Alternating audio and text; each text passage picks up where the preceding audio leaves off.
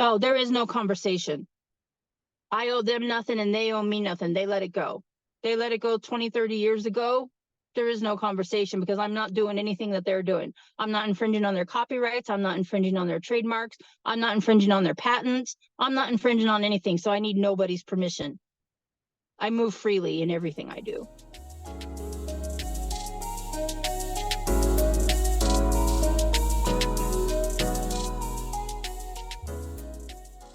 Welcome back to Worldie Unboxed, the Founders Edition. We're thrilled to bring you another two-part episode, this time featuring Spring Hickman, the founder of Punkies Playhouse.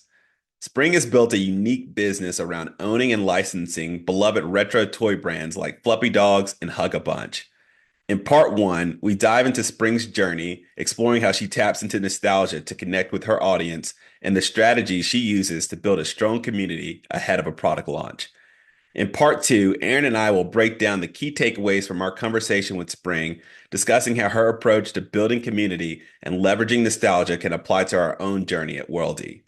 We'll explore the parallels between her success with retro toys and our work in the footwear industry.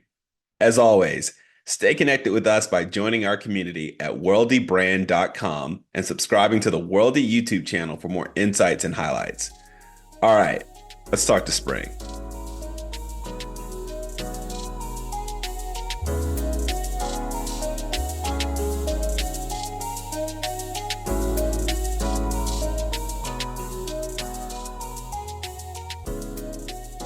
So the first question we have for you is, what's your background and how'd you get interested in everything you do in terms of, entrepreneurship, everything you do with, toys, licensing these different franchises, all that kind of stuff? So to start way back, I've been self-employed since I was in my entire adult life. At 15, I saw my grandfather get fired from a job that he had for 40 years. And that appalled me because they let him go 2 months before he was set to get his pension and everything. And he lost that. And I just thought that was ludicrous. That was crazy. That would have been like 1990 that happened. So I decided if I was going to fail in life, it was because I failed, not because I put my trust in somebody else. And I've owned many businesses over the years. My path just kind of led me. In doing that, I've always been a marketer and dealt with direct to consumer sales. That without even realizing that that's what I was doing, that was what I did.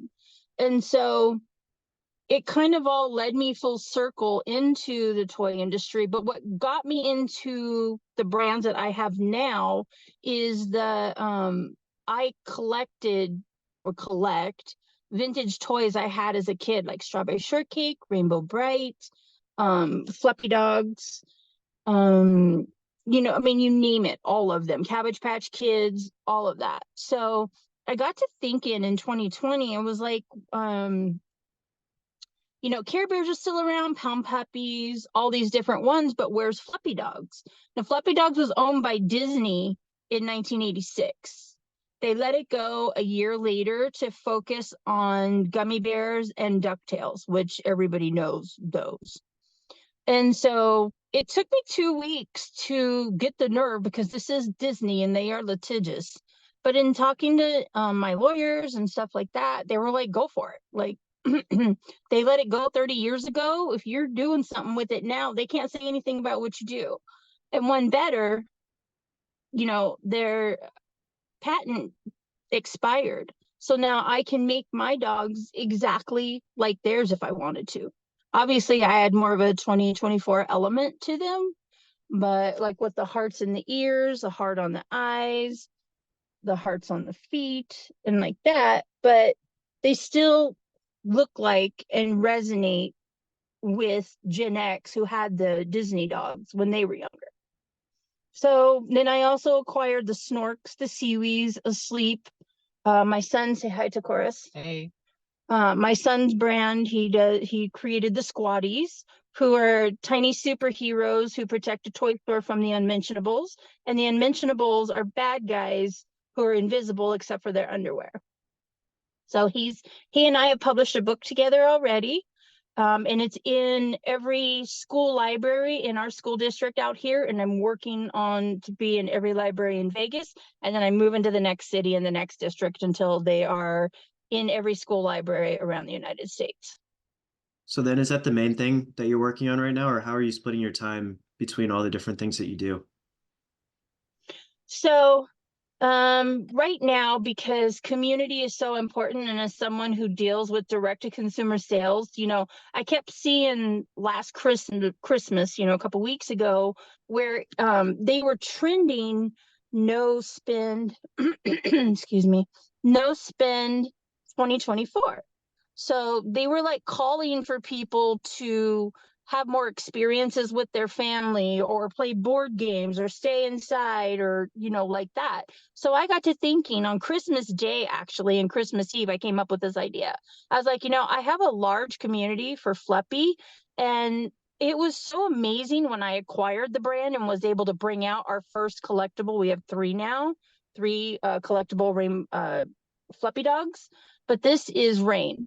So it was so exciting to be able to produce that, manufacture it, and bring it out. And we sell them on Walmart, and I sell them through the Facebook page and like that. But I wanted to share that with other Gen X and other people who appreciate Fluppy as much as I did. So I was like, hey, you guys, let's get together. And this was on Christmas. Like, people are usually with family and everything else. They're not paying attention to what we're doing. Okay. So I thought. So I said, hey, you guys, let's create a board game, and I'm going to let you guys invest in it.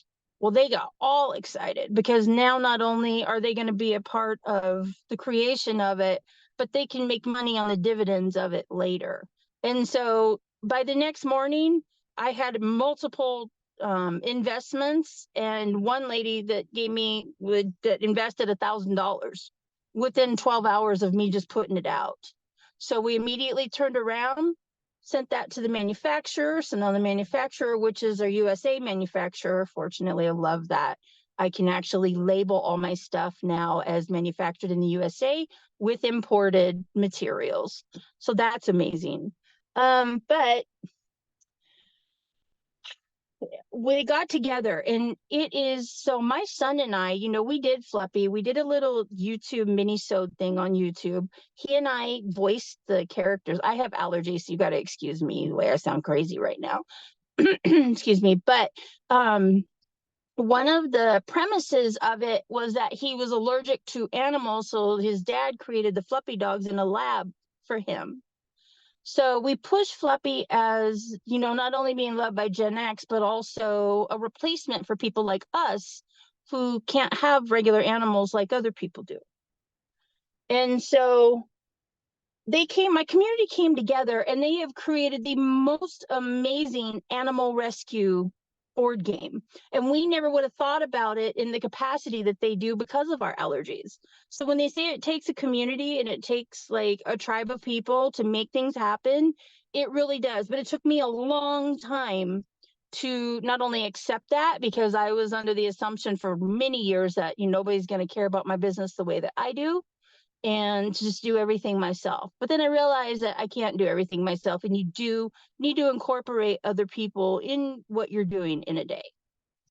So that is going so well. Our game designer actually works for Apple too. So she is a huge fan of Fluppy, and she has volunteered her time on the side to help us create this board game.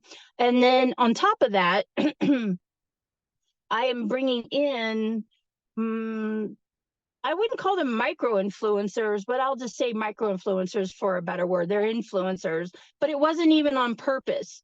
I did it from my heart because I'm running a campaign this year for Fluppy called Authentic.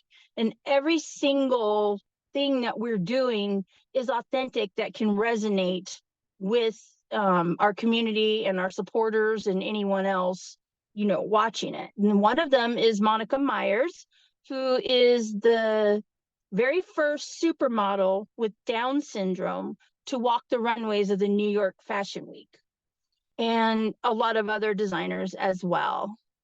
And she, no, it's not, okay. And she is actually going to be a part of our game as well. So our board game has two sides. The first side, everyone goes and, excuse me, rescues Fluppy dogs and Fluppy friends, cats and stuff. And then on the other side of the board game, when they're done playing the first, then they adopt out all the animals that they rescued. And the hub of the second side is gonna be Monica's Adoption Center. So we're really excited to have her a part of this too. And that all aligns with my whole authentic campaign that we're going with. Just to give you a quick, short, brief rundown of what we're doing right now. And then I got things going on with my son too. And then do you have any recommendations in terms of community building? Because it sounds like that's a big part of what you do. So I guess what have you learned about that, and what recommendations would you give someone who's looking to build a community around their product? Okay, so if you have a new brand, what I've done with my son's brand, he's loved Monster Jam, monster trucks since he was like 3 years old, right?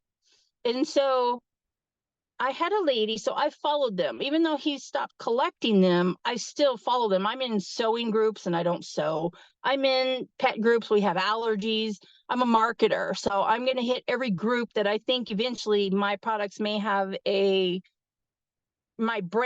a product in that I can, that I've already built that trust amongst my peers, that when I say, hey, check this out, they're like, you know what? We know you, you're genuine, you're authentic. We like everything that we know about you, and we want to check this out.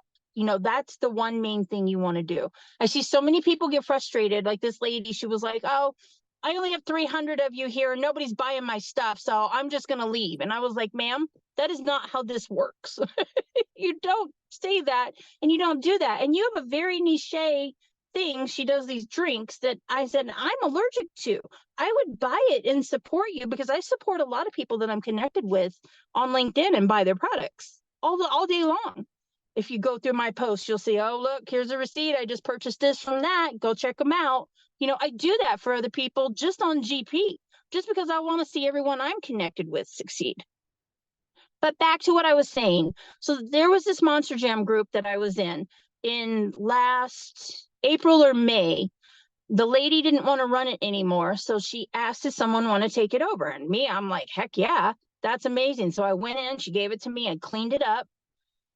We grew over 1,000 members a week. I'm up to 21,000 organic members because I do not buy or run ads or do any of that. These people wanted to be there. So you're thinking, well, what does Monster Jam have to do with squatties? It has a lot to do with squatties because Monster Jam is all about monster trucks. And people love monster trucks, whether it's Monster Jam, whether it's Hot Wheels, whether it's a squatties monster truck. So what I did was I mined the groups. I made myself admin as the squatties page. And I would, when I put up posts and everyone comes and likes it or does whatever, I would invite them to like his page. And I haven't done it in a couple months because of holidays and everything, but I would mine the members from the Monster Jam group who like monster trucks, who had an interest. No one's forced. If they had an interest, they were invited. And if not, it's okay. You can still be in the group that we're in and we'll still build and continue and everything. And his first book was called Squatty's Super Sparkle Unicorn Rescue. But the second book that we're working on is called Squatty's Monster Truck Rally Fiasco.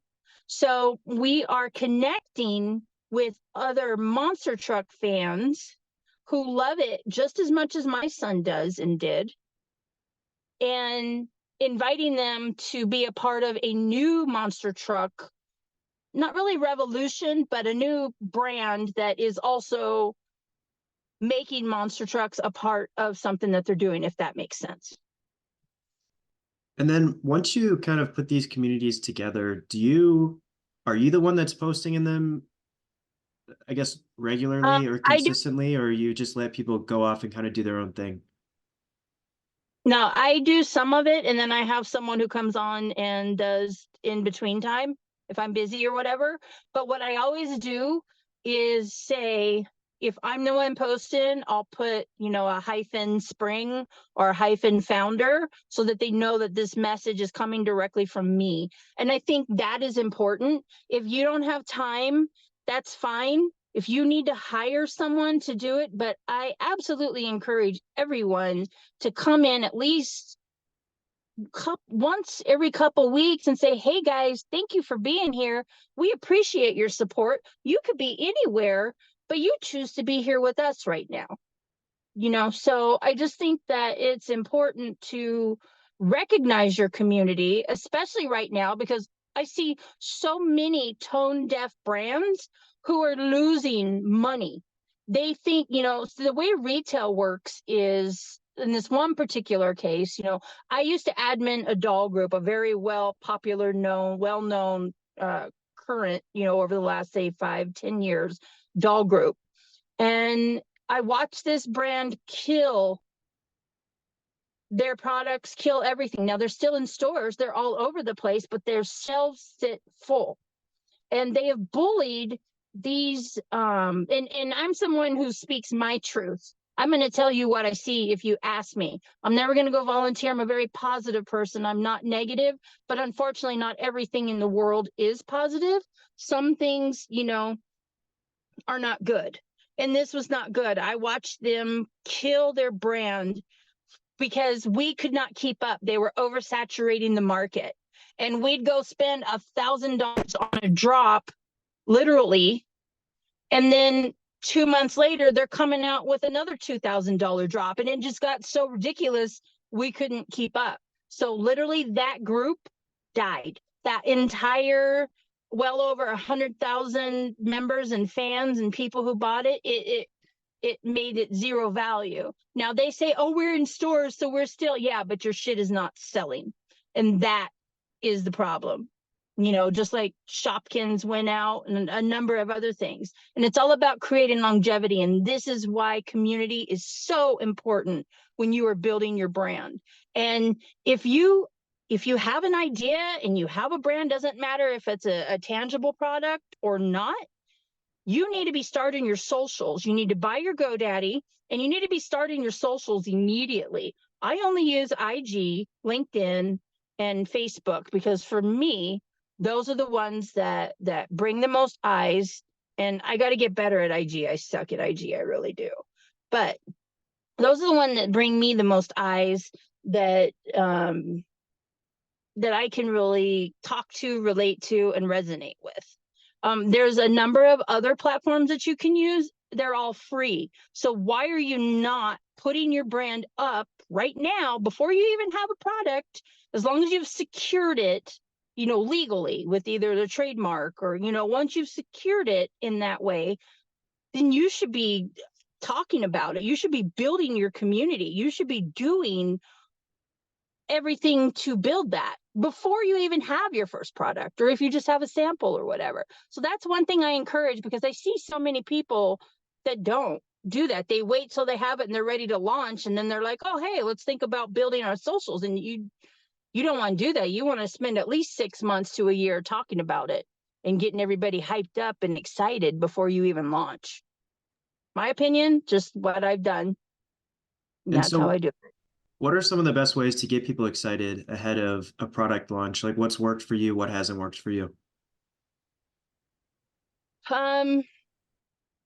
What I like to do is go to different groups that are relative to what I'm doing. So like, say I type in Gen X and then all the groups that cover Gen X, then I see which ones I can. And this is another thing too.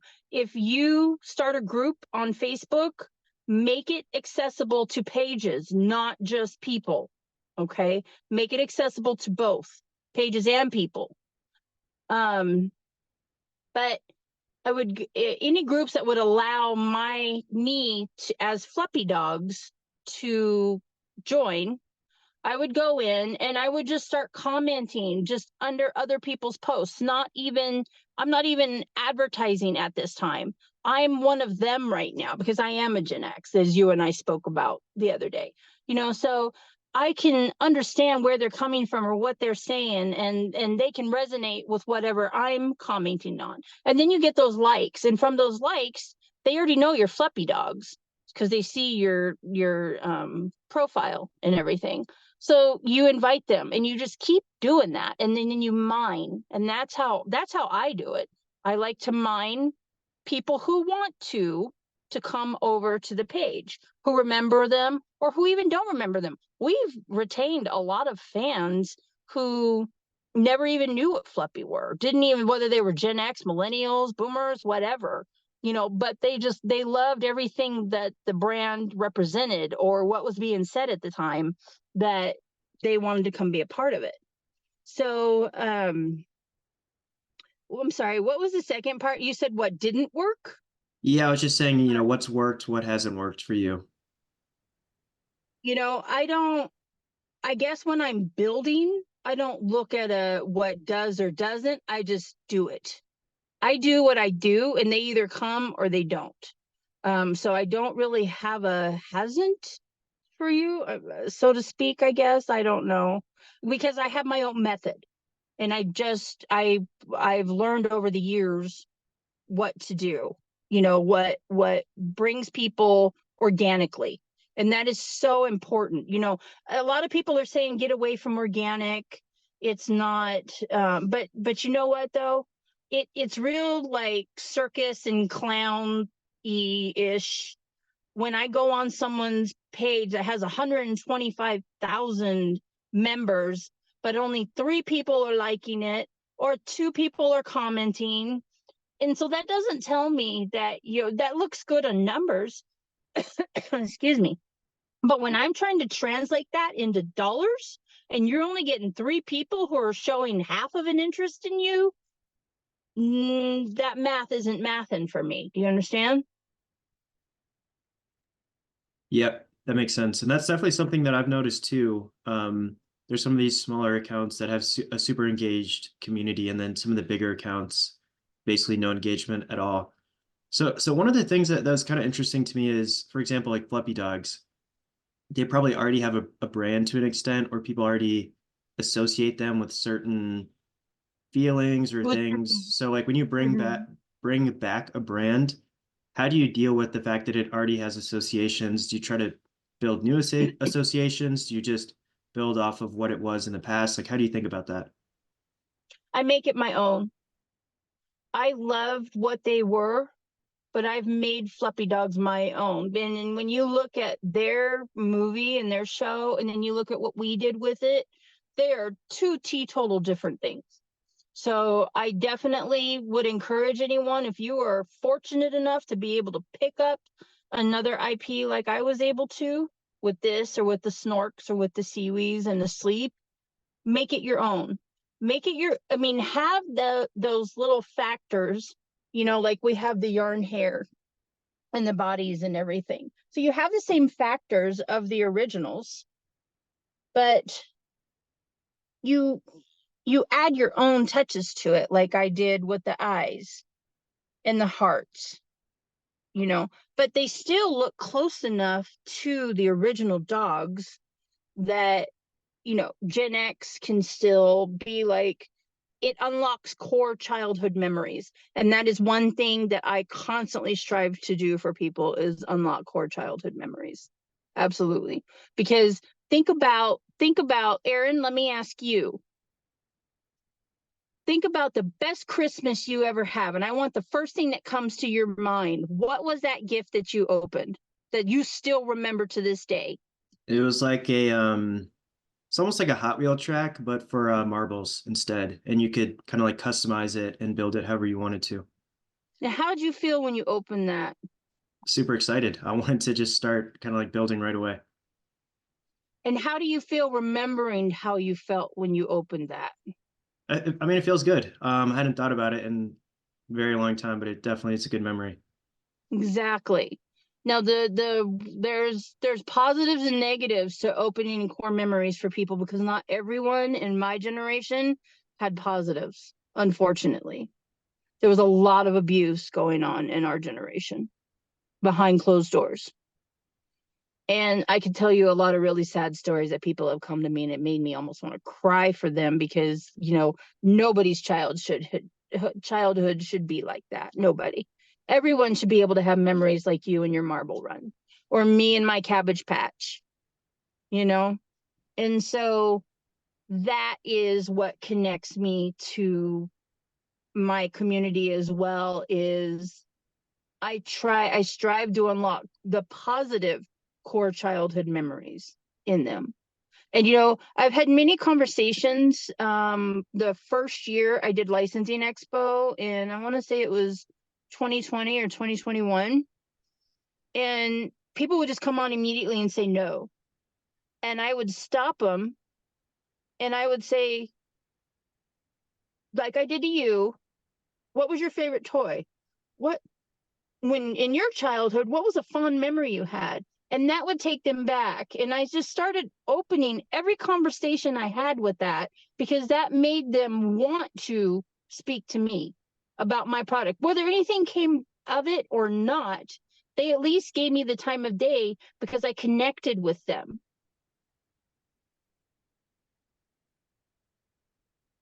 That makes sense. So related to that, just kind of this nostalgia point, how would you recommend brands kind of tap into that if they don't have access to, for example, Fluppy dogs or something else that is from that person's childhood? Like, how can you get them to tap into that with a new product?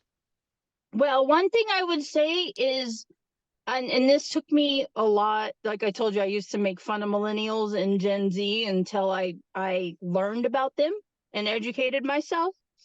I would say stop and review every generation from Boomer to Gen Z and their spending habits, their personal habits as far as collections. Like Gen X are huge nostalgia collectors, right? You can put out anything that is something that we had as a kid and it will be sold almost immediately.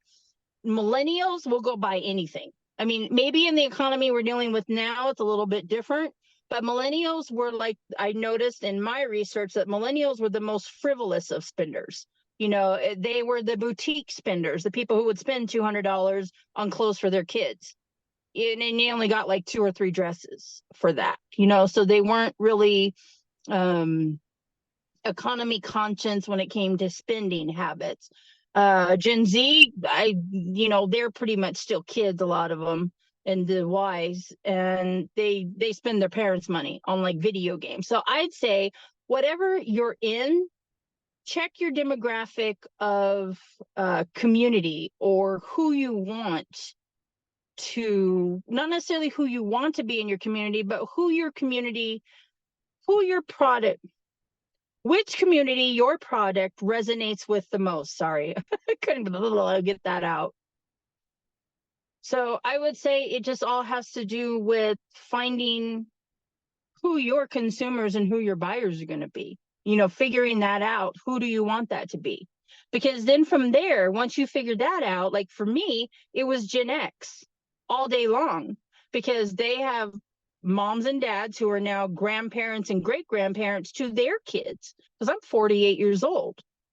And so we all have families that are older than us, and kids and grandkids and like that. So if I tap into all my Gen X community, then not only when they buy rain for themselves, and this has happened multiple times to me, they'll come back and buy another 4 or 5 of these because their niece saw it, or their nephew saw it, or their mom remembers buying one for them, or or a friend saw it and wants one.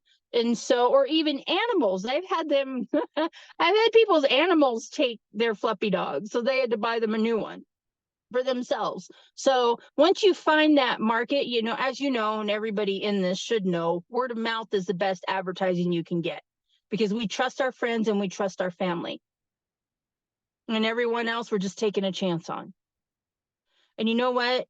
Appreciate your community. Appreciate if you, like that lady with only 300 people, but 5 people bought from her. Appreciate those people. Don't slap them in the face and be like, oh, you're nothing. I thought I would have bigger numbers than this. Don't do that, because you never know from where you are now, and you never know who's watching you. You know, that's another thing too. Not everybody who's watching you is vocal. You know, you're building a community and people are silently peeping you out and seeing what you're doing. So be mindful of that too. It may not look like you have a lot of eyes on you, but you will have a lot of eyes on you without even knowing it. So I would say just tap into whatever consumer base that you feel that your product is best suited for, and then it will snowball in different directions from there. That's my opinion. And then you mentioned a little bit about appreciating your community. Like, what's the best way of either giving back or showing that appreciation to your community? So to my particular community, I love, I go on and do videos, just thanking them. And I was like, I know you guys are tired of me thanking you, but it's never going to stop because I will forever be grateful. I will not be that CEO that is tone deaf or that founder that is tone deaf who forgets where I came from, and that you guys are the ones who created, you know, what Fluppy is today. Because without their money, it's not these distributors and retailers and manufacturers paying us. It's the fans giving them the money that's buying our products, that's putting it in our bank. And so many people forget that. And I just think that's very unfortunate because they could do so much with the brand if they just, and the thing about it too is, you know, in their defense and in my previous defense, marketing because of social media has changed so much just since the invention of the internet. You know, we didn't have internet when I was a kid. We went outside and played. If we had a problem, we went to someone's face and told them about it. We didn't sit in the security and privacy of our home bullying people and like that. We didn't do all that. So they move weird and they move differently now. So if you can get in and kind of figure out where you fit in that curve, then you'll be much more ahead than I was years ago. And then for you, why did you want to bring back specific brands from your childhood versus maybe creating a new brand that kind of felt like those old brands or franchises, but you know, was something you created versus just bringing something back? Does that make sense? Yes, it does. If you saw my vintage toy collection, that would answer your question. My she shed over there is full of the new Masters of the Universe Origins. I have all the castles. I have Skeletor's little Snake Mountain. I have all the bad guys like rule. I don't know if you've seen my pictures that I posted on LinkedIn that I took of them. I don't know. I don't know if I did see that, but I definitely saw you post about like a Netflix version of Masters of the Universe that's coming out soon. Right, because I've talked so much about the Motu that I collect. You know, and James on, he and I are constantly in DM going back and forth, showing each other what we got and everything, right? Of the toy book. He's the editor for the toy book. He's amazing. So if you don't follow him, follow him. But it's just, you know, my love of vintage toys is what led me to bring Fluppy back, because if I love it as much as I do at 48 years old, but I'm a perpetual 12-year-old, I always say, I know other people do too and will too, and I know that they enjoy it. Like I was yelling at Hasbro, but not really yelling, but like yelling at Hasbro the other day, and I was like, where's my pet monster? I've been asking you guys for years to bring this thing back because you will make bajillions of dollars if you bring that back, because that character not only resonates with men from Gen X, but every other generation loves it too. You know, those would fly off the shelves if they would get it together and do something with it. And I don't know if I can say anything from what I'm told, but things are in the works. So hopefully that's true. And I hope someone finally listened to me, because they can unlock so many other core childhood memories in people. And that's just it. You know, that's why I called my campaign authentic.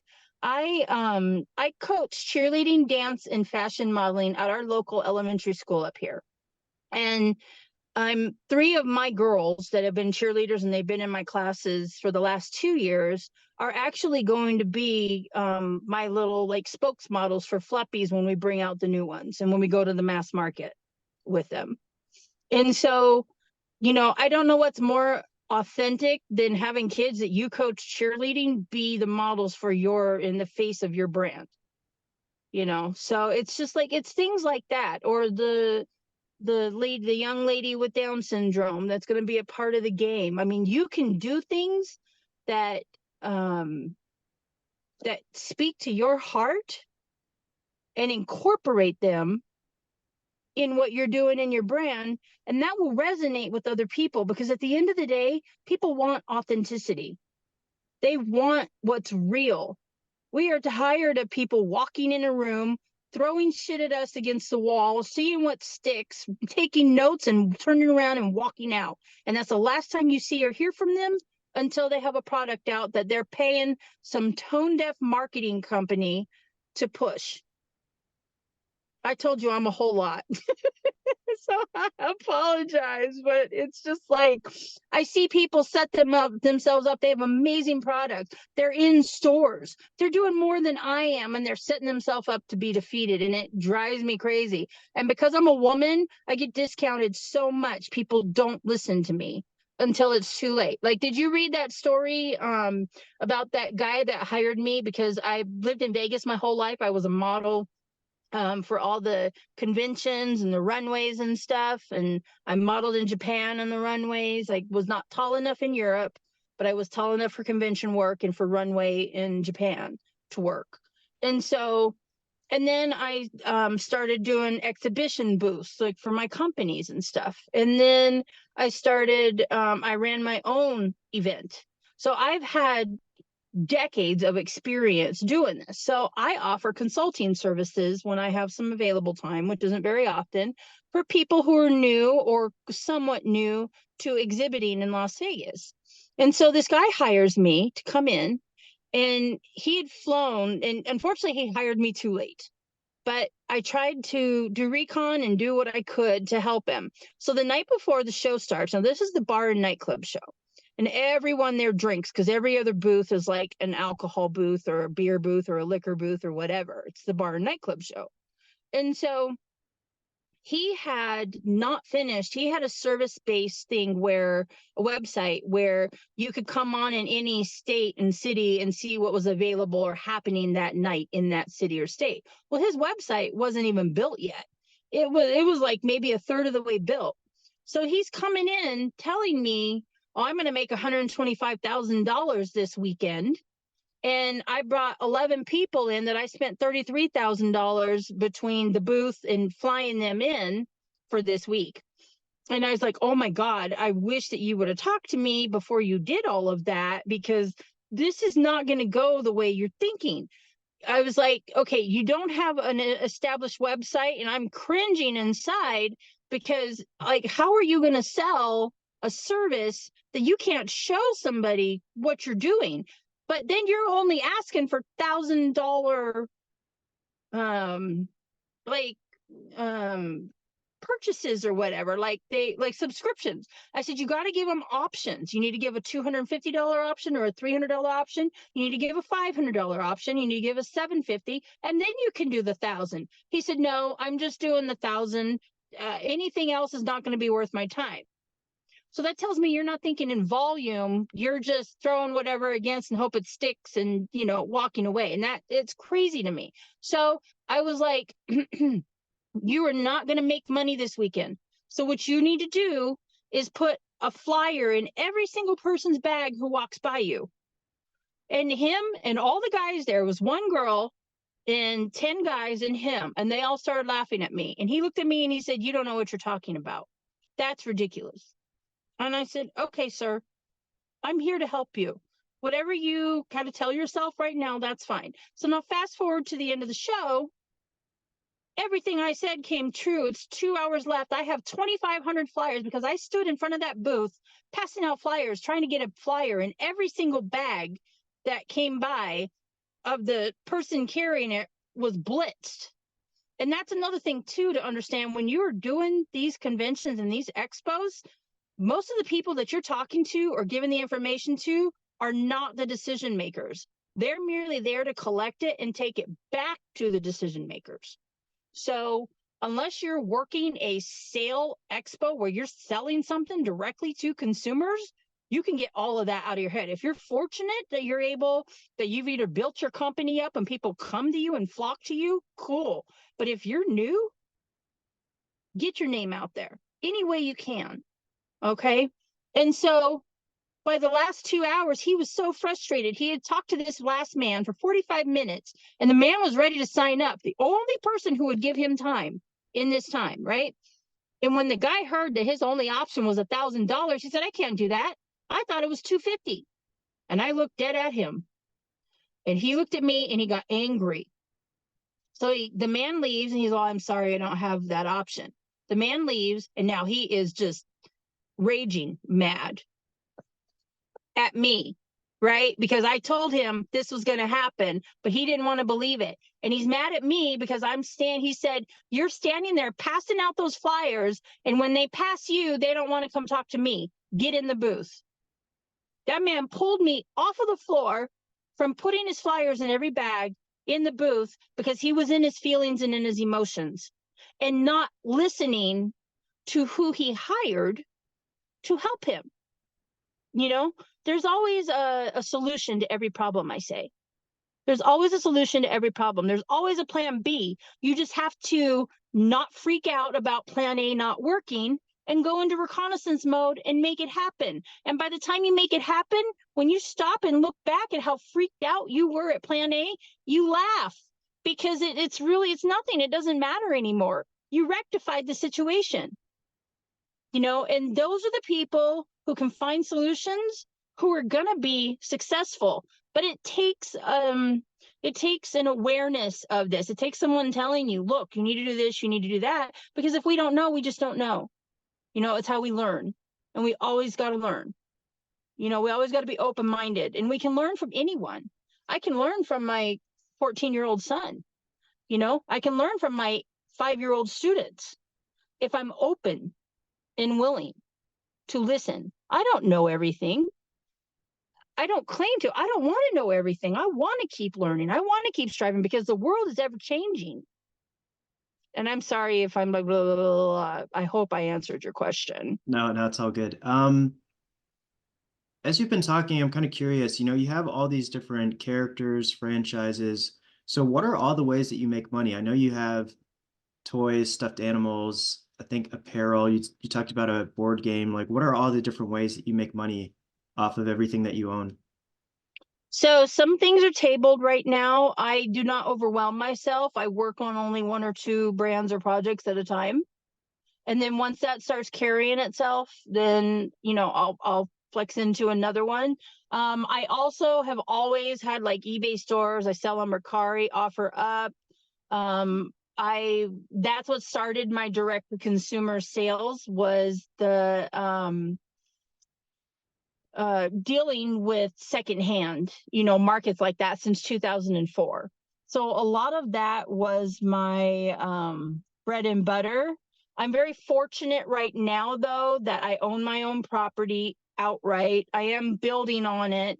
So the money that I'm bringing in from all of these things, now when someone invests in something, that investment immediately gets put into what? Not that money. But the money that I'm doing from all of this, I don't have a lot of expenses. I'm very fortunate in that way. I own my own property. I'm doing my own thing. I own my own cars. So if that makes sense. So I don't have a lot of bills like other people do. So I'm just mainly paying basic, whatchamacallit, like your basic monthly bills, so to speak.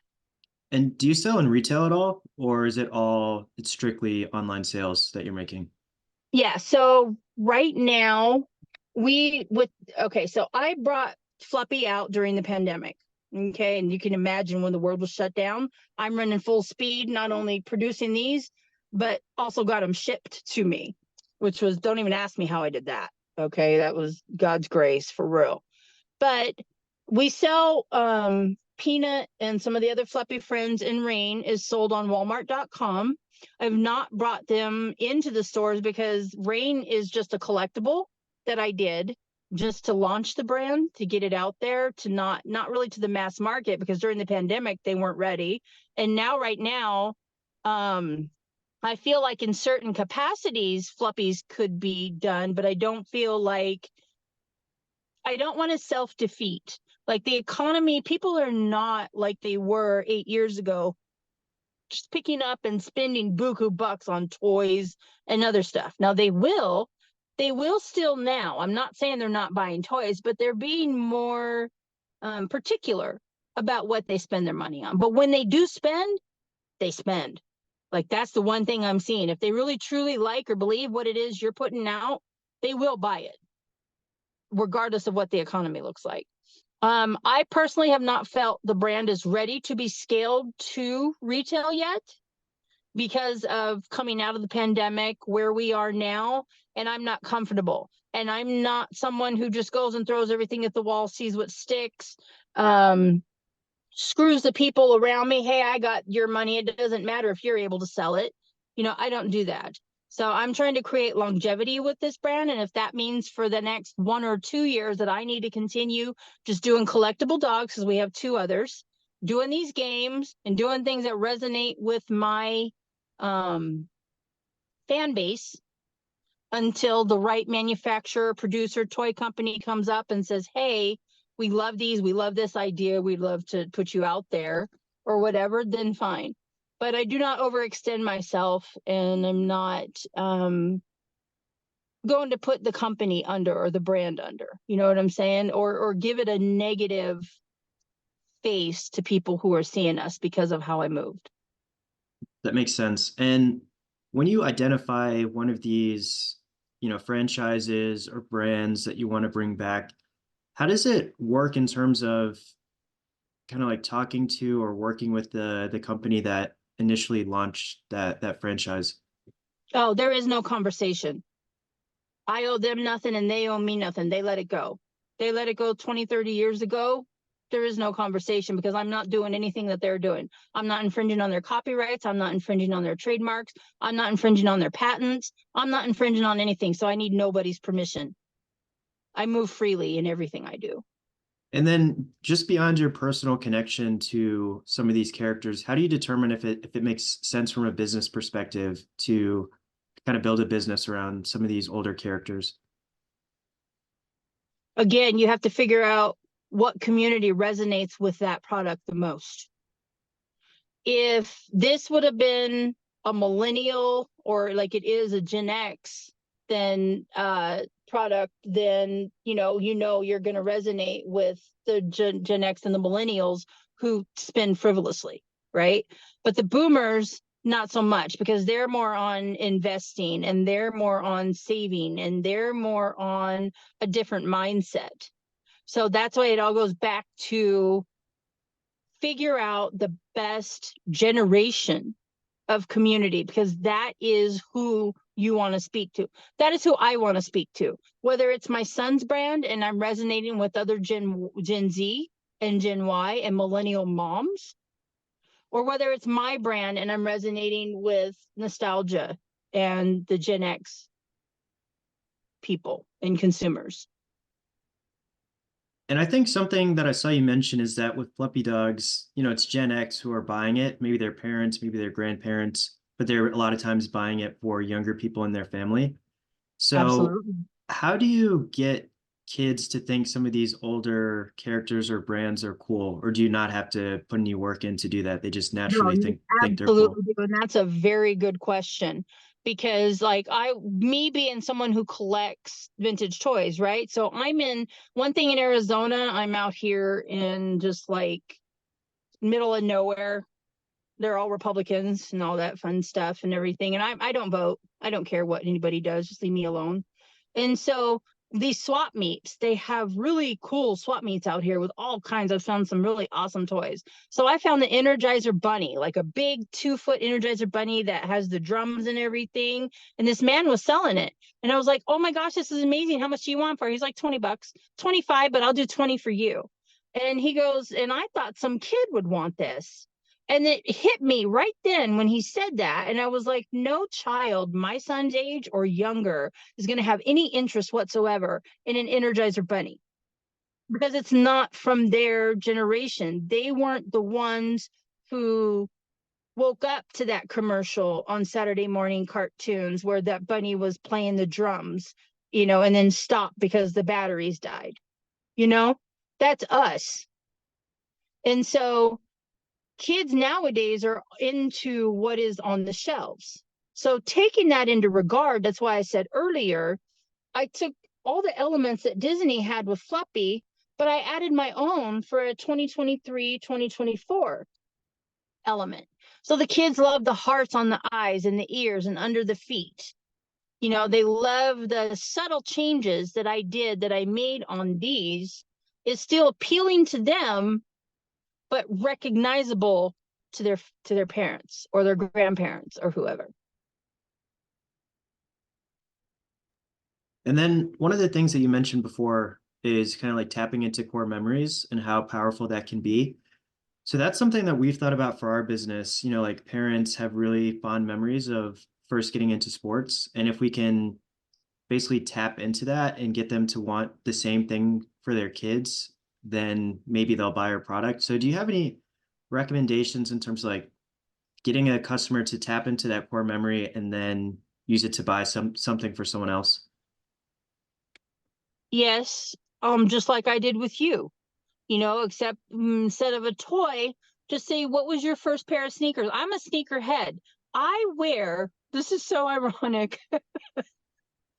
I wear open-toed shoes, right? I own every Christian Louboutin, red bottom pair of flip-flops that he made. They're called Luby flips.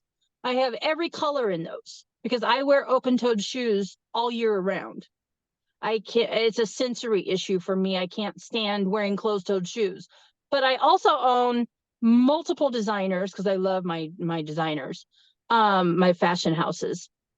I own multiple designers, boots and tennis shoes and all of that. I'm a sneakerhead, just like other people, but I don't wear them.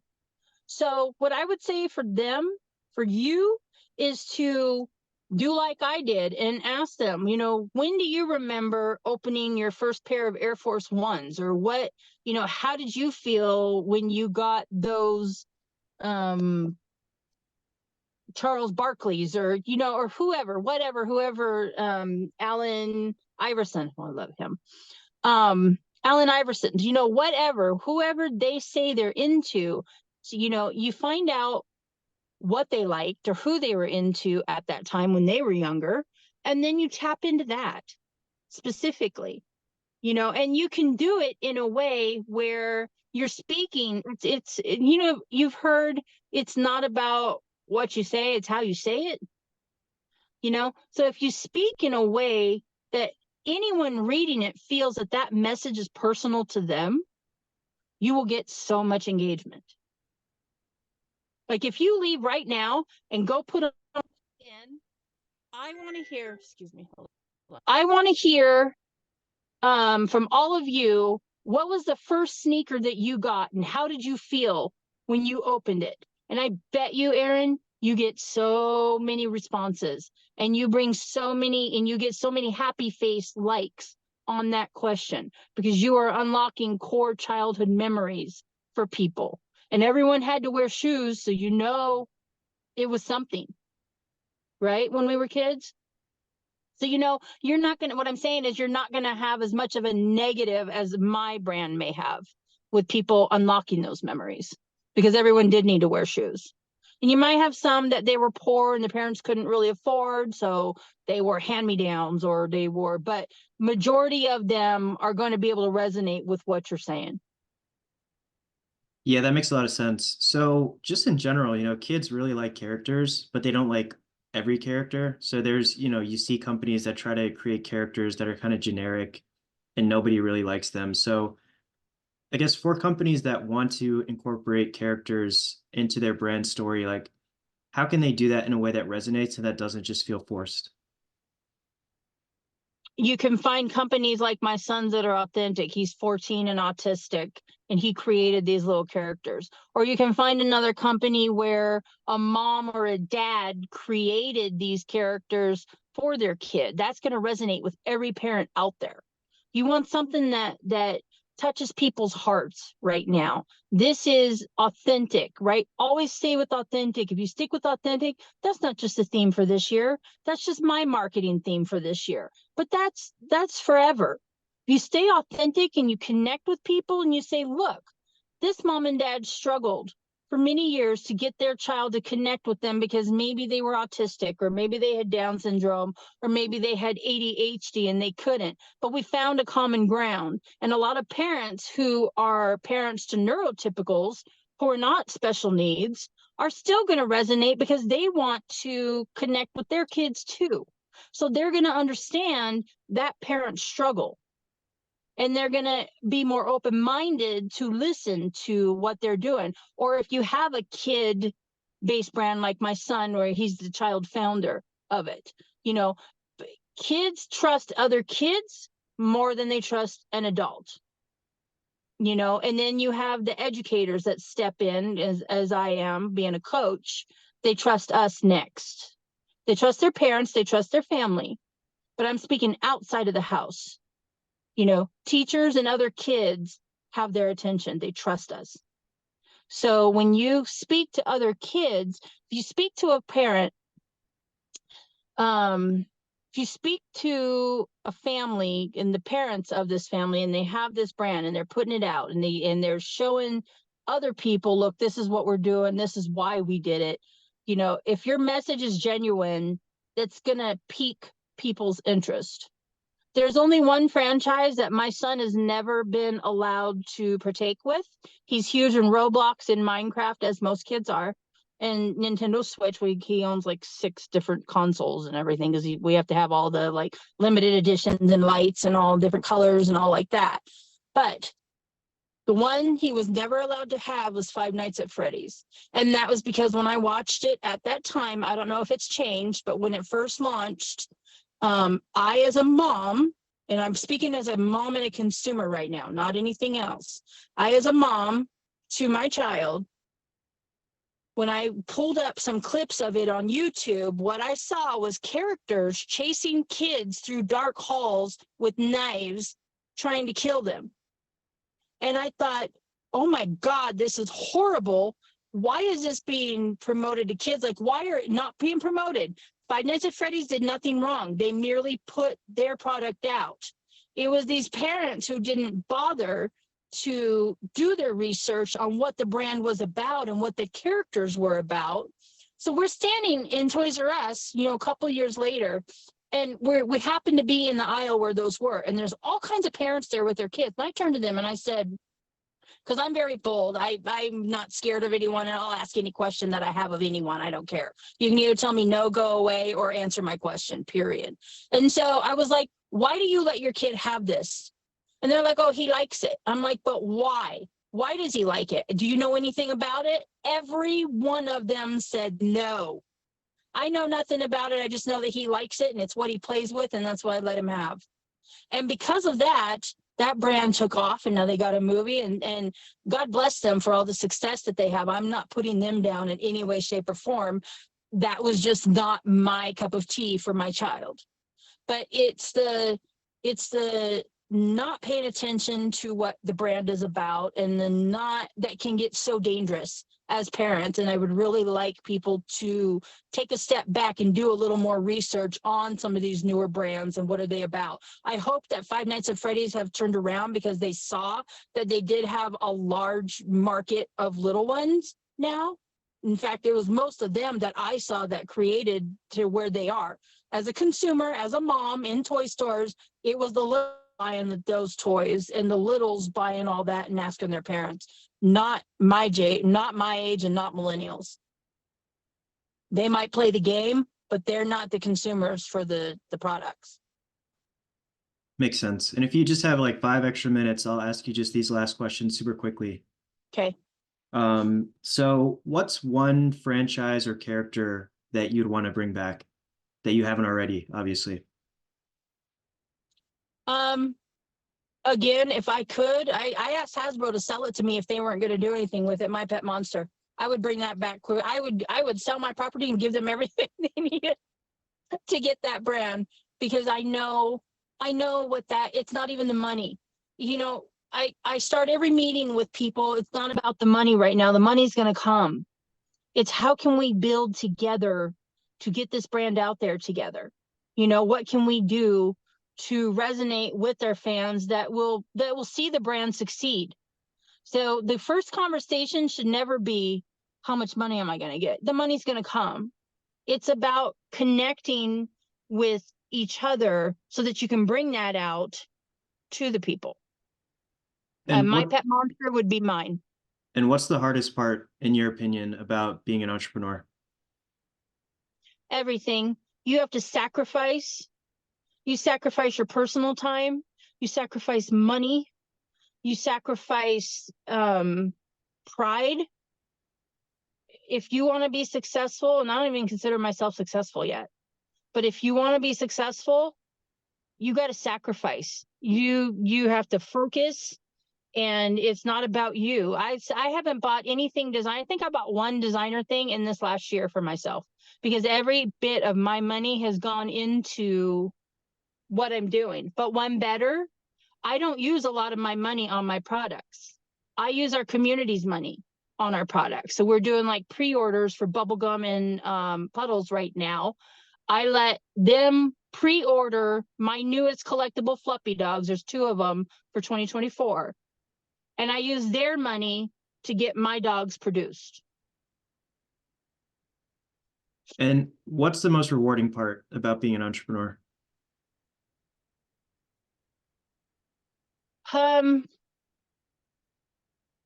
It's a lot of hours, and you have to teach yourself how to work on a 9-to-5 schedule, because otherwise you'll work 16 hours and put yourself in the hospital like I did after 4 years.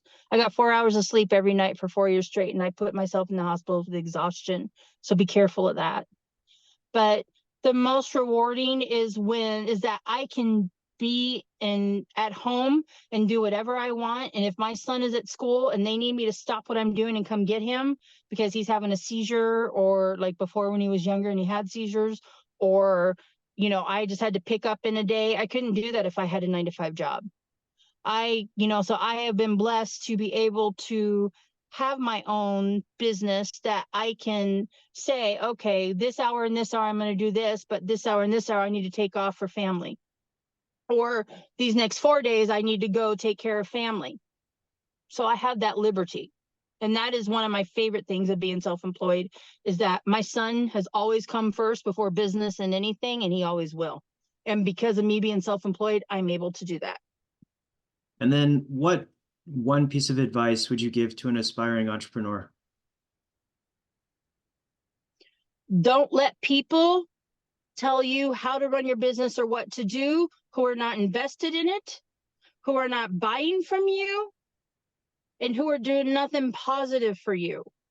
Shut them down, get rid of them. You don't need that negative bok bok in your head.